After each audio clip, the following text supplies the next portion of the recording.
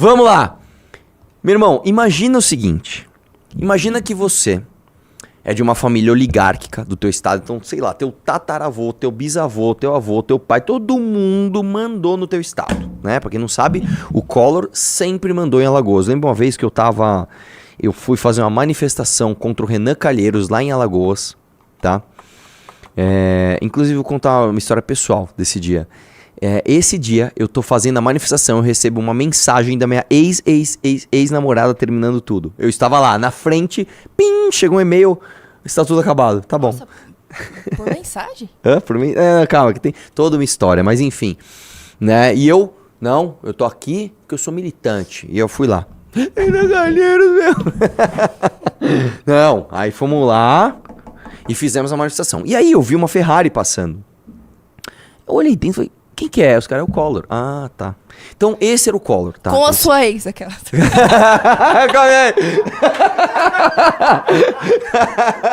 Pessoal, eu não aguento mais sofrer bullying da Ana aqui. Eu não aguento. Eu vou processá-la por assédio moral.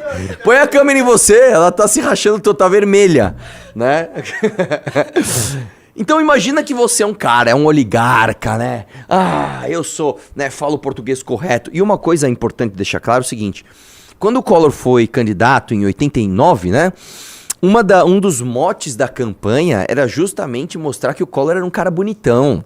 Então ele corria na praia, ele era alto, ele falava um português bonito, ele tinha o cabelo lisinho, penteadinho. Nossa! E muita gente. Eu lembro, cara, que tinha... Quem foi que fez? Algum desses programas de TV foi entrevistar a galera. Eu era bem criança mesmo. E eu lembro que alguém falou assim, eu vou votar no Collor. Por quê? Porque ele é bonito.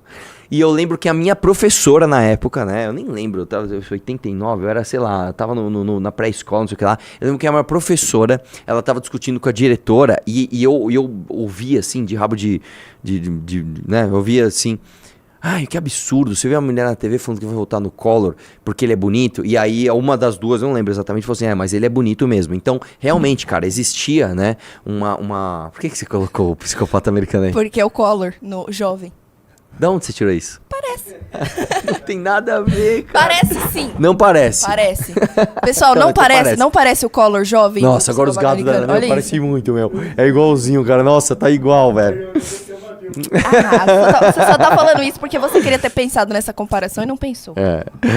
Enfim, o lance é o seguinte. O Collor, ele é um cara absolutamente orgulhoso. Imagina você ser esse cara e às 4 horas da manhã vai a polícia na tua casa, o cara que anda de Ferrari, o cara que fez campanha porque ele era bonitão, o cara que é oligarca, o cara que... E a galera vai te prender às 4 horas da manhã. Eu nunca vi uma operação da polícia, uma operação pra prender bandido de colarinho branco, tá? Prender um cara às 4 da manhã. Eu nunca vi, velho. Eu nunca vi, assim. Tem que ser coisa do Xandão, né? Tinha que ser ele, mas vamos ver o que aconteceu. Prisão, vamos lá. Ex-presidente Collor é preso após decisão de Moraes por condenação na Lava Jato, né? Prisão aconteceu às 4 horas dessa sexta-feira em Maceió. Ex-presidente foi condenado a 8 anos e 10 meses por corrupção e lavagem de dinheiro. Caso envolve propina em negócios da BR Distribuidora. Tá? E existe um adendo bem brasileiro nisso daqui. Eu vou ler a matéria, eu vou te explicar o esquema e aí eu vou te mostrar como no Brasil, cara, assim, não depende do que você fez, depende de quem é você. Né? Se você for amigo dos caras, você pode fazer tudo o que você quiser. Se você não é amigo dos caras, você não pode fazer nada. Do que eu tô falando? Vamos lá. A prisão foi determinada pelo ministro do Supremo Tribunal Federal, Alexandre de Moraes, que rejeitou os recursos da defesa contra a condenação de 8 e 10 meses de prisão em um desdobramento da Operação Lava Jato. Moraes determinou a prisão imediata de Collor e o início imediato do cumprimento da pena. Ele foi preso no aeroporto de Maceió quando se preparava para embarcar para Brasília. O ex-presidente continuará preso na Superintendência da Polícia Federal em Maceió até que o STF defina o local para o cumprimento da pena, segundo o diretor-geral da PF, André Rodrigues, e que ele está numa sala especial distante da carceragem da polícia. Collor é o terceiro... Cara... Collor é o terceiro ex-presidente preso desde a redemocratização. Foi o Collor, o Temer já foi preso, o Lula já foi preso e nós vamos ter o quarto que vai ser o Bolsonaro, bicho. Isso aqui eu vou te falar, cara. Né? Da mesma forma que o Rio de Janeiro tem 6 ex-governadores que foram presos, O Brasil está se tornando um grande Rio de Janeiro, né? Onde os seus presidentes vão presos, né? A gente sabe escolher, a gente tá manjando muito, né? Da tal do exercício democrático do seu direito de voto, né? Desce aí um pouquinho. Collor foi condenado em 2023 por corrupção e lavagem de dinheiro. Ele é acusado de receber 20 milhões em propinas por negócios da BR Distribuidora, subsidiária da Petrobras, entre 2010 e 2014. Né? Olha a cara dele. Tem procedimento ou não, hein? Imagina. Tem procedimento ou não? Cara, o rosto dele tá tão puxado, mas tão puxado. Eu nem vou falar o que ele tá parecendo, mas vocês entenderam, né? Olha isso, velho. Olha isso. O cara tá parecendo um asiático, velho. Meu Deus do céu, cara. Meu Deus do céu. Desce aí. Na decisão dessa quinta-feira, Moraes afirmou que os recursos apresentados têm o caráter meramente protelatório. A pedido de Moraes, tal. Vamos lá. Condenação na Lava Jato. Além de Collor, os empresários Luiz Pereira Duarte Amorim e Pedro Paulo Bergamaschi, é assim que fala, né? De Leone Ramos, foram condenados pelo recebimento de dinheiro. A propina seria para viabilizar irregularmente contratos da BR Distribuidora com a UTC Engenharia para a construção de bases de distribuição de combustíveis. Collor foi denunciado pela Procuradoria-Geral da República, o STF, em agosto de 2015 por corrupção passiva, lavagem de dinheiro, organização criminosa, peculato e obstrução da justiça, né? Pouca coisa, né? Ao torná-lo réu em 2017, no entanto, o STF descartou as acusações de peculato e obstrução de justiça. Eu já leio a parte jurídica, mas deixa eu te explicar como é que funciona. Aqui no Brasil, a gente tem um setor que é considerado estratégico, que é o setor petrolífico, né? Não, petroleiro não. Se você vai trabalhar com petróleo, é um setor estratégico no Brasil, então ele tem que estar nas mãos do Estado. Então a gente cria aqui um negócio chamado conteúdo local. O que é o conteúdo local? Além da empresa que vai diretamente explorar o petróleo, produzir o petróleo, que é o que é produzir petróleo, né? Você não faz petróleo, você tira ele do chão, né? Então você pega o petróleo que está lá embaixo, você põe ele para cima, isso é produzir petróleo, e produzir petróleo é muito mais difícil do que você imagina, tá? Para você ter uma ideia, tem lugares em que você descobre petróleo, você vê que o petróleo é bom, que tá ali, você fala, ali tem petróleo, só que você não consegue explorar, não dá. Hoje, com a tecnologia que a gente tem, tem lugares que a gente não explora o petróleo. Não o Brasil, tô falando no mundo. O mundo, às vezes, ali tem petróleo, mas eu não consigo explorar ali ainda. Explorar petróleo não é fácil. Só uma curiosidade, tá? Sabe como geralmente se tira petróleo de um lugar que ele tá lá embaixo? Sabe aqueles negócios que você vê tipo nos Estados Unidos, que são aqueles negócios rodando bem grande, parece uma foice gigante rodando? Sabe o que é aquilo? Aquilo é uma maneira simples de retirar petróleo, que você tira, né, dependendo de como ele tá, se ele tá de fácil acesso ou não, que você tira através de bombeamento de água. O petróleo ele é menos denso que a água, então é igual azeite. Você pega um copo de água, e um pouco de azeite, você mistura, você vê que eles não se misturam. Você pode até sacudir, eles ficam ali meio uma cor estranha, mas eles logo se separam. E o azeite fica em cima. A água é muito densa. Tá? Inclusive, por que a água é muito densa? Só um negocinho aquele químico, só um negocinho. Por que a água é muito densa? Porque a água é H2O. O O, que é o oxigênio, ele é muito eletronegativo. Ele rouba ele quer muito roubar elétron. E o hidrogênio, ele quer muito perder elétron. Ele é muito fraco. Então eles se unem muito fortemente. E o oxigênio de uma molécula atrai o hidrogênio de outra molécula. Por isso que a gota da água, inclusive, ela é uma gota grande. Porque a água ela tem uma força de atração intermolecular tão alta que para a gota cair, ela tem que ter um peso tal que desmonte essas ligações intermoleculares da água, diferente da gasolina. Por isso que, por exemplo, quando você vai colocar gasolina no teu carro, por mais que você tome cuidado, ali espirra um monte em volta, porque as gotículas de gasolina, elas são muito menores. Elas se desprendem, as moléculas de gasolina se desprendem uma das outras muito mais facilmente, por isso, inclusive, que a gasolina, ela evapora muito rápido. A gasolina em temperatura ambiente, ela tá ali, evaporando o tempo todo, né?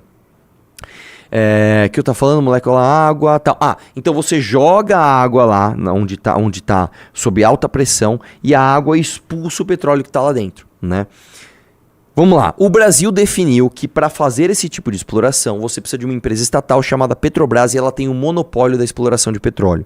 Ninguém pode vir aqui explorar o petróleo que não esteja sob o guarda-chuva da Petrobras, né? Diferente, por exemplo, de como os Estados Unidos entendem isso. Os Estados Unidos é diferente. Os Estados Unidos você comprou uma terra, você comprou uma fração de um terreno da superfície terrestre. Se você cavar ela até embaixo, tudo que tiver para baixo ali é teu, tá?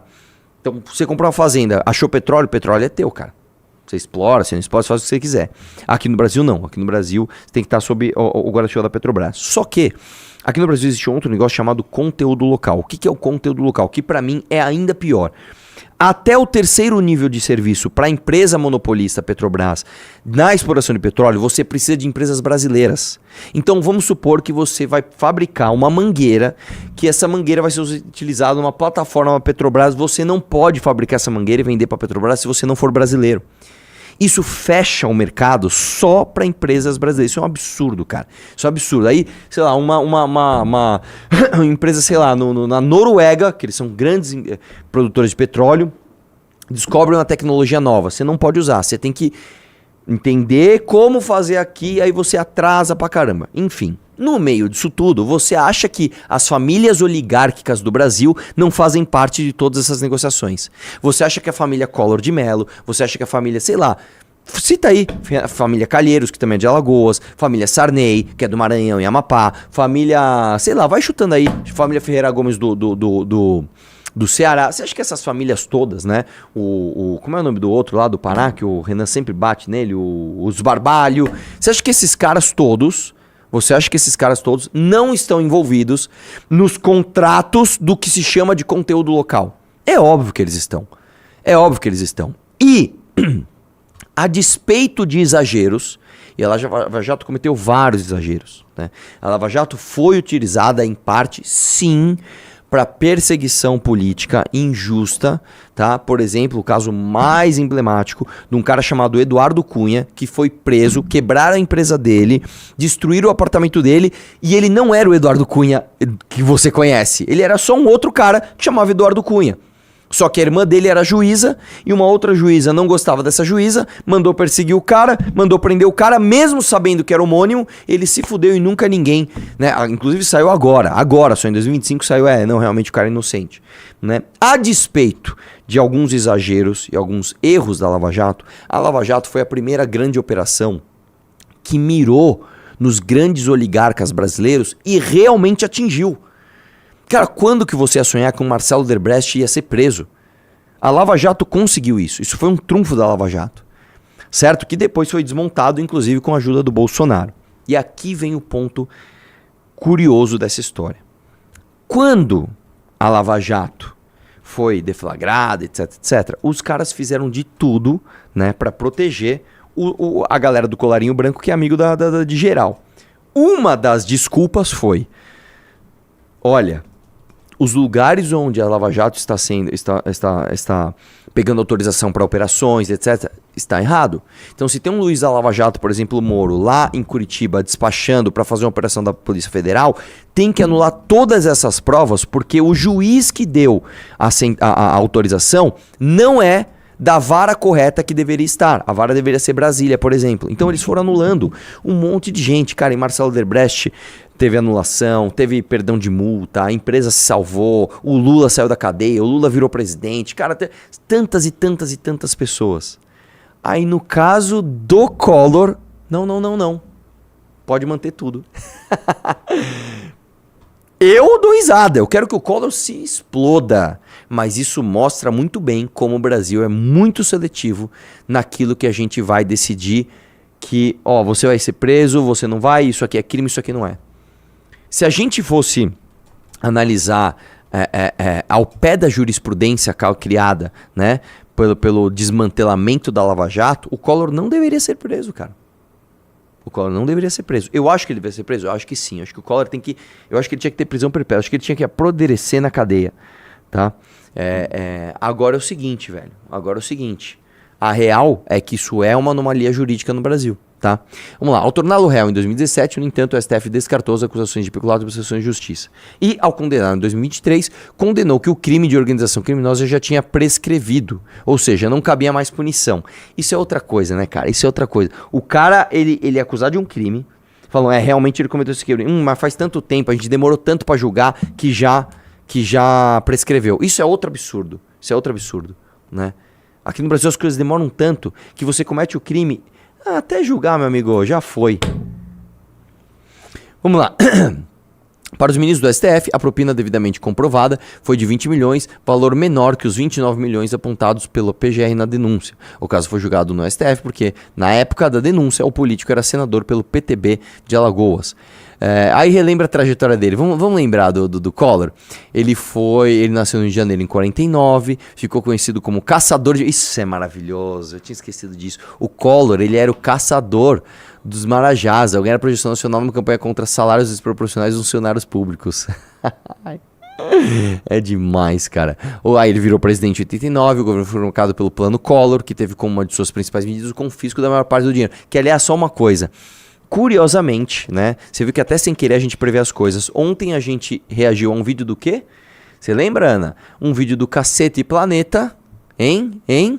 Falando das manifestações contra o Collor. Você viu que coisa?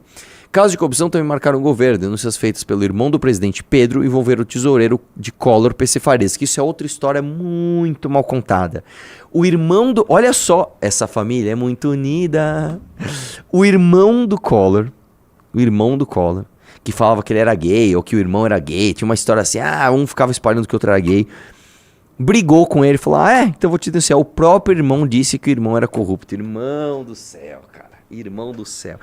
E assim, pra você que é fã dessas demonstrações públicas de virtude, você acha que o cara fez isso por quê? Porque ele é muito honesto? Não, meu irmão roubou, isso eu não aceito, vou denunciá-lo. Não foi por isso, cara. Com certeza foi briga de ego, com certeza foi briga familiar, de dinheiro, alguma coisa assim, né? Envolveram o tesouro de Collor, PC Farias, que também é uma história muito mal contada. O cara foi assassinado dentro da própria casa. Uma história muito mal contada. Collor encarou uma CPI, um processo de impeachment, tal. Tá? E aí ele renunciou. O presidente só voltou à cena política nos anos 2000. Primeiro, numa derrota na eleição para governador de Alagoas em 2002. Depois, como senador eleito também por Alagoas em 2006. Collor foi senador por mais 2 mandatos, ou seja, 16 anos. Então, o povo de Alagoas... E aí, vamos lá, gente, vamos lá. A gente quer xingar o Collor, esse vagabundo, não sei o que lá. Eu sei que é foda falar isso, mas tem como xingar o Collor sem xingar o povo que votou nele? Fala pra mim. Fala pra mim. Você achou, em 2006, que o Collor ia fazer um bom trabalho? Não. Ele era aquele cara que sofreu impeachment, fez o plano Collor, foi denunciado por corrupção, etc. Mas eu acho que agora ele merece uma chance. Aí foi lá e votou no cara. Aí ele virou senador, ele fez o que? Nada. Aí depois você falou, não, 8 anos depois, vamos votar nele pra senador de novo? Vamos votar nele pra senador de novo. Depois de novo. E aí ele já tava com o mito aqui, ó. Já tava aqui, ó. Bolsonaro! É foda, cara.